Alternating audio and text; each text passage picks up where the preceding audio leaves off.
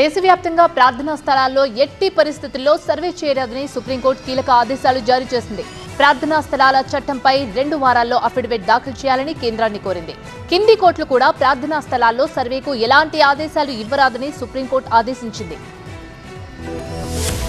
ప్రార్థనా స్థలాల చట్టంపై సుప్రీంకోర్టు కీలక ఆదేశాలు జారీ చేసింది. దేశంలోని అన్ని ప్రార్థనా స్థలాల్లో వెంటనే సర్వేలు నిలిపివేయాలని అత్యున్నత న్యాయస్థానం ఆదేశాలు జారీ చేసింది. అంతేకాకుండా ఆలయాలు, మసీదుల్లో సర్వేపై ఎలాంటి కొత్త కేసులను విచారణకు స్వీకరించరాదని దేశంలోని అన్ని కోర్టులకు సుప్రీంకోర్టు ఆదేశాలు జారీ చేసింది. 1991 ప్రార్థనా స్థలాల చట్టంపై సుప్రీంకోర్టులో కీలక వాదనలు జరిగాయి. Chief justice Sanjiv Khanna, justice Sanjay Kumar, K V విశ్వనాథులతో కూడిన ధర్మాసనం ఈ కేసుపై విచారణ జరిపింది.